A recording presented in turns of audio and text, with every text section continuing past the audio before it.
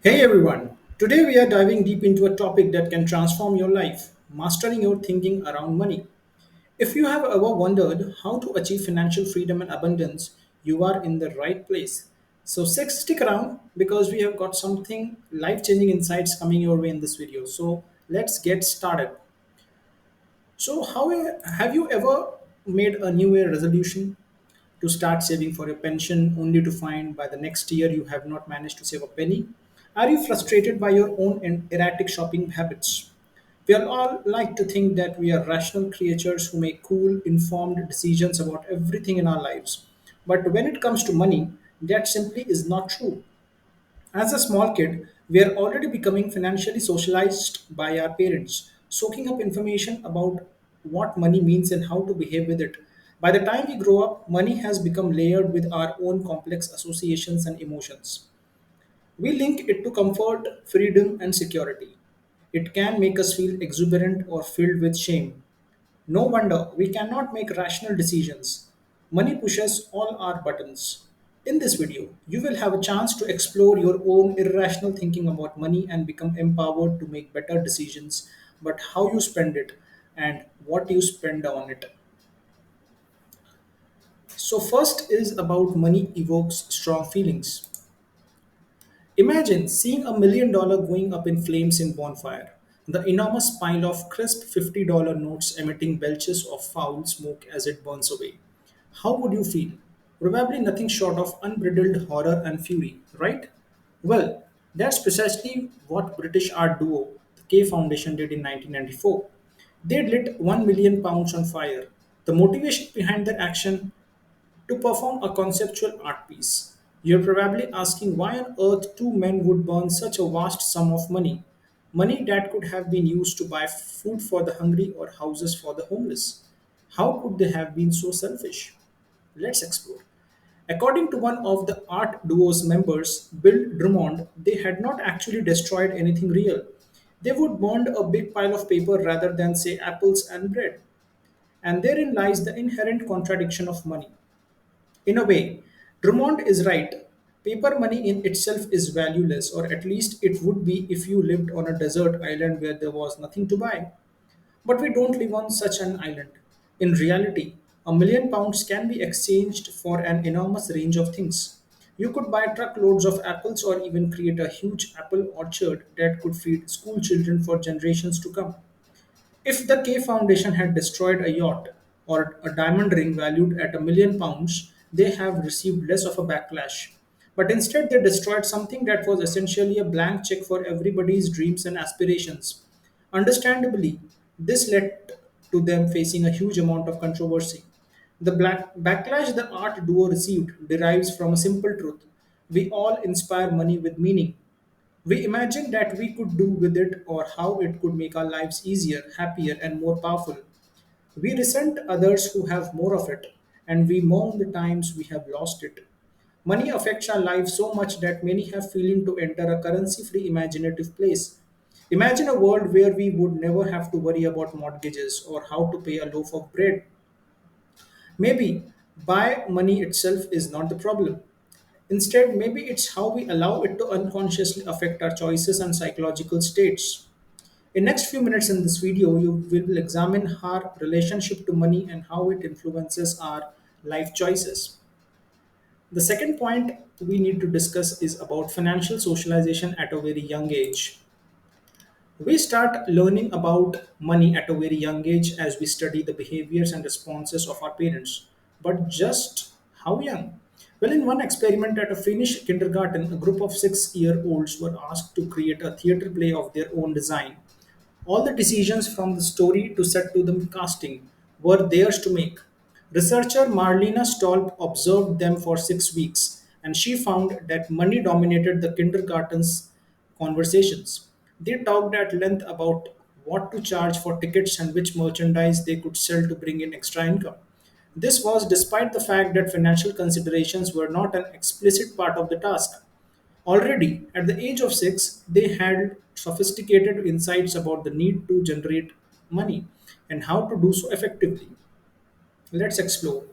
Even more strikingly, studies have shown that children already have fixed ideas about how money affects social status.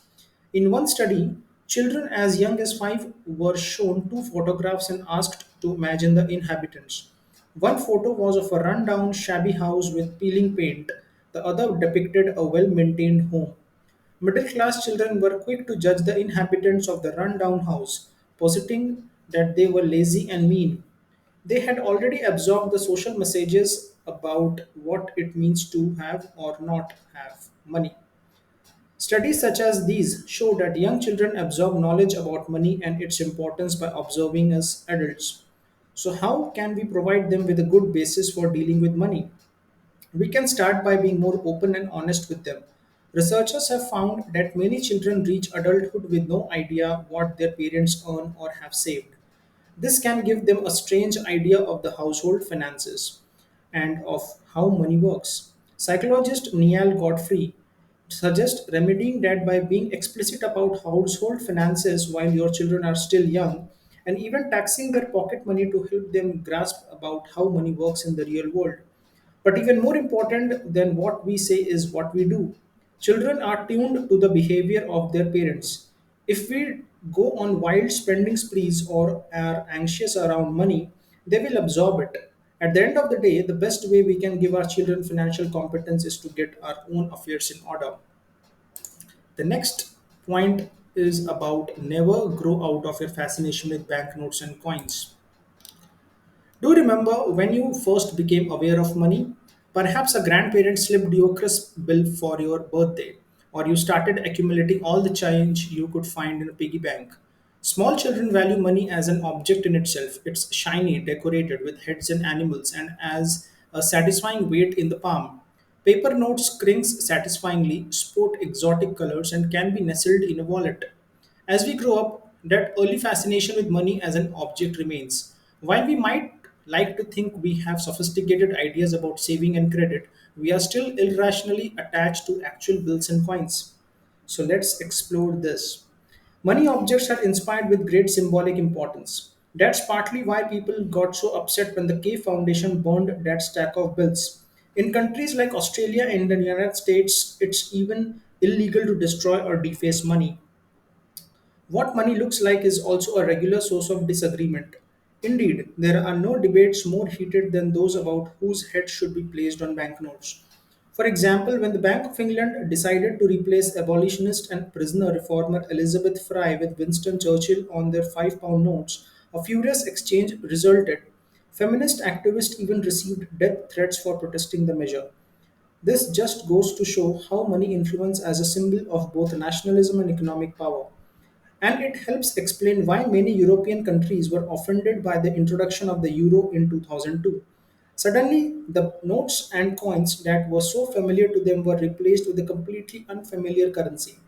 Part of the backlash was probably fueled by nostalgia too.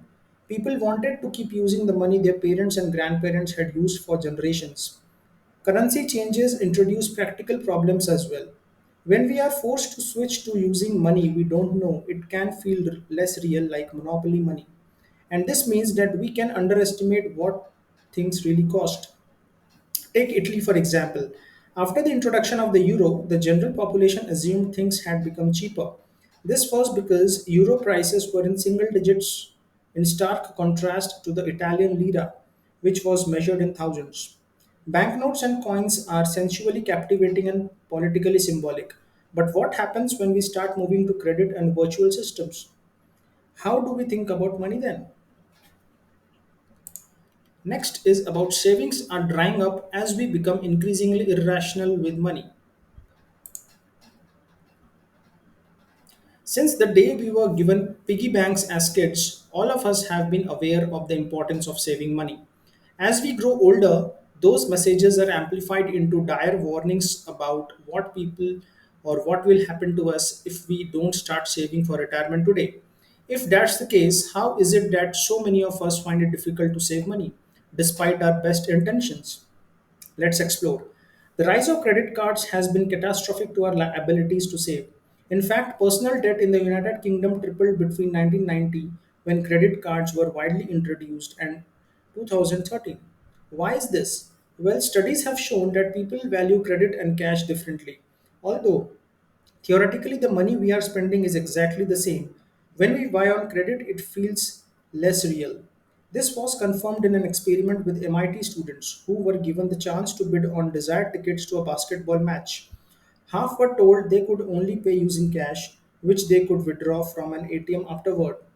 The other half could only use credit cards. Perhaps unsurprisingly, the cash group bid, on average, half of what the credit card group did.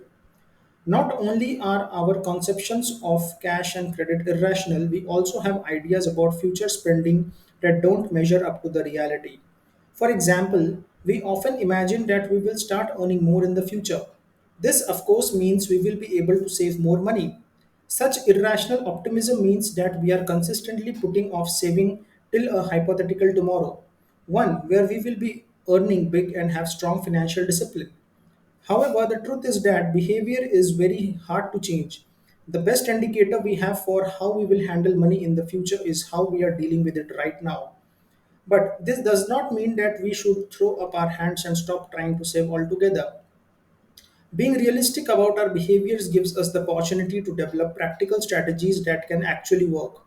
For example, we can save money in accounts that penalize us for withdrawing it too early, or participate in schemes like Save More Tomorrow program, where you commit to saving an extra percentage of your income and each time you get a pay rise.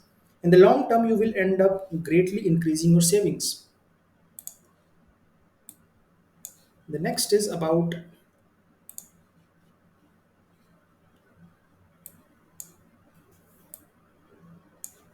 we all prone to mental accounting when it comes to money. You are in the supermarket stocking up on the supplies. A good bottle of gin catches your eye, but you flinch at the price tag. It cost $20, which feels way too expensive. A week later, you are on holiday, about to order a gin and tonic on a sunny terrace. It cost $10, but you barely notice the price. In fact, it's about time for a refill. Most of us make similarly inconsistent decisions about how we spend our money. The concept of monetary exchange is based on the idea that a dollar is worth the same amount in all circumstances. But that does not take into account the inner workings of the human psychology.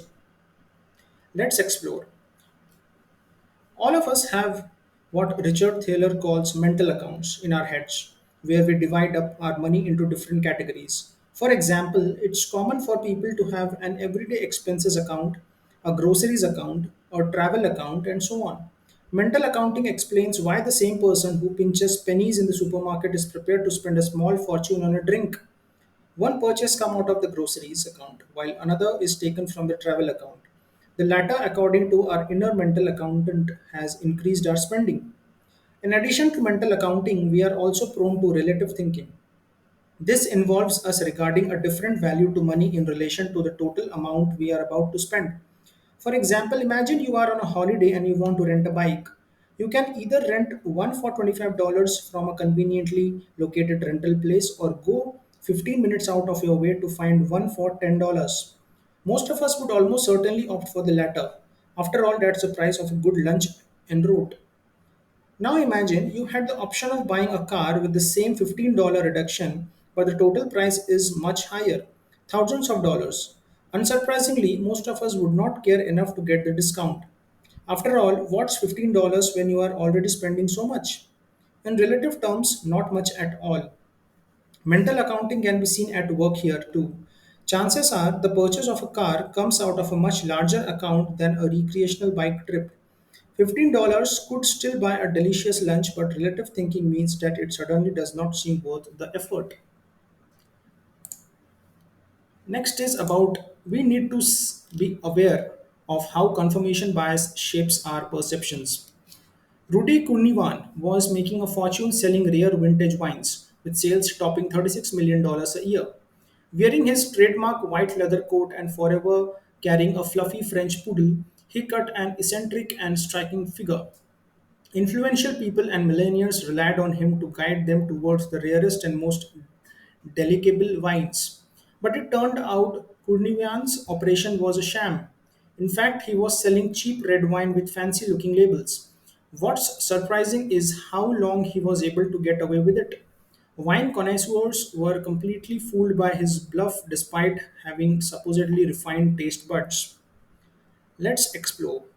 The reason they were taken in is simple. Humans have a powerful confirmation bias. This means that we will see, hear, or taste what we expect to encounter. A team of researchers at the California Institute of Technology did a scientific study of exactly this phenomena. They fed participants droplets of red wine while measuring their brain activity. When participants sampled the wine that the researchers pretended was expensive, the participants' medial orbifrontal cortex lit up. This is the part of the brain that registers pleasurable experiences. So, even though they were actually drinking cheap supermarket wine, just the idea that it was pricey made their actual experience of drinking it more pleasurable. That's how powerful confirmation bias is. It even affects something as fundamental as pain relief. Studies have found that expensive brand name painkillers are rated as much as third more effective than their generic counterparts, even when the composition of the pills is exactly the same. The expense combined with the brand's reputation make people believe that the drug is more effective. And thanks to this belief, it is more effective. So, what can we take from all of this? Well, knowing about confirmation bias does not necessarily mean we need to go out and always buy the cheapest brand. After all, if a painkiller works, then it works, whether its effectiveness is caused by its ingredients or by your beliefs. But a healthy awareness of confirmation bias may help you make better decisions. Next up is about money can actually get in the way of motivation on the job. Common wisdom dictates that money can motivate people to do just about anything. After all, would we get up and go to work every day if there were no pay involved? Probably not. Researchers have spent decades analyzing how money can incentivize different behaviors, and the result have been anything but straightforward. For example, more money does not always get people to work harder. In fact, with repetitive manual jobs like berry picking, it can be beneficial to pay people by the basket rather than by the hour. Workers are motivated to work harder and faster when their productivity is directly correlated to their paycheck. Let's explore. Higher salaries can also be counterproductive for highly trained professionals such as doctors or bankers. Often, people who choose to work in these fields have an intrinsic motivation to do what they do. Many find the work rewarding, meaningful, and intellectually stimulating. Others simply love the thrill of working in a high stakes environment. Of course, these people want to get a good paycheck at the end of the month, but money is only one aspect of what motivates their efforts. In fact, trying to incentivize them to work harder by giving them a raise can backfire because you replace their natural inner motivation with an external one. They become accustomed to being validated and rewarded with money and may actually stop working at activities they may have voluntarily done before. An experiment proved this. A group of journalism students and told half of them that they would receive a cash bonus for every good headline they came up with. The other half did not expect to receive anything. By the end of the experiment, the unpaid group was creating good headlines at twice the speed of the paid group, and attendance at the unpaid group's brainstorming sessions remained high throughout the experiment. In the paid group, attendance dropped drastically after the cash bonuses were slashed. The experiment had actually robbed them of motivation to do something that they had loved doing. However, there is one exception to the rule when it comes to bonuses when they arrive as a surprise. Receiving money we are not expecting an appreciation of a task well done can increase our motivation. But if such bonuses become the norm, they won't incentivize us to work harder in the future. We will just see them as part of our regular compensation and become upset if we stop receiving them. Next up is money can help us social problems sometimes. Work performance is not the only arena where money has been proposed as a potential motivator. It's also been thrown at some of our thorniest social problems, such as addictive behavior and even test scores in schools. But can money really solve problems like a flailing public education systems? In 2007, a controversial experiment distributed $9.4 million dollars among 36,000 school children across the United States. The condition: passing a test or completing homework. While there were small improvements in test results, the money did not have a huge effect overall. The experiment worked best when rewarding effort rather than specific achievements. Let's explore this. In other context, money can make all the difference in student performance. In Bogota, Colombia, for example, high school students were offered a cash bonus equivalent to 300 US dollars if they graduated high school. The results were striking. Graduation levels climbed from 22 to 72% in a matter of years. Why would that be? Well, $300 in Colombia is not a small amount. In fact, it's enough to pay for a full college degree. With such a substantial reward, the money became a powerful motivator. It also may have made it financially possible for low income students to complete high school instead of having to drop out and find work. But people are not only motivated by large sums of money. There are situations where small monetary bonus can be a helpful incentive. For example, experiments that have used regular payments as small as $2 to reward cigarette or cocaine users for staying clean have proved to be effective. The small rewards provide more than a cash influx. They also provide symbolic encouragement by adding external validation that the person who is quitting is doing well. So, if money can help us quit cigarettes, can it also be used to promote positive civic behaviors?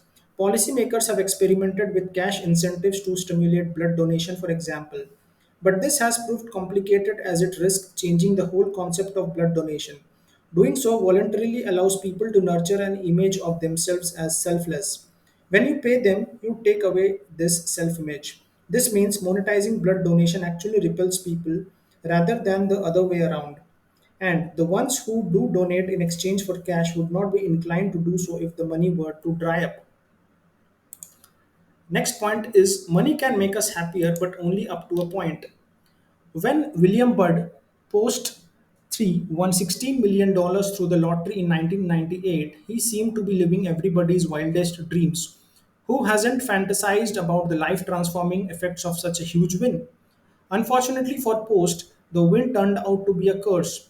Within 5 years, he would declared bankruptcy, had served a jail sentence, and had been married and divorced 6 times. Clearly, the money did not make his life better. Post's example is extreme, but studies of other lottery winners have shown that winning a future or fortune does not automatically translate into a joyous life. Let's explore this. Lottery winners get used to their new affluence very quickly in a process called hedonic adaptation. Imagine if you were to stay in a luxury hotel for the first time. Chances are high that the experience would be thrilling as you would be experiencing everything for the very first time. But if you are start staying in luxury hotels every weekend, you would probably begin to view the experience as normal rather quickly. This ties into the fact that to enjoy our lives to the fullest, we need more than nice things and experiences. Even more important is that we notice and appreciate them. This is called the psychology of savoring. While money might buy us access to the hotel, it might also get in the way of our being able to savor the experience. Of course, this is not to say that money is irrelevant to our happiness. Anyone who has been anxious about how to pay the rent can attest to that. Being continually worried about money causes our brains to emit high quantities of the stress hormone cortisol. This affects our decision making abilities, our happiness, and even our physical health. Unfortunately, social stigma only makes things worse.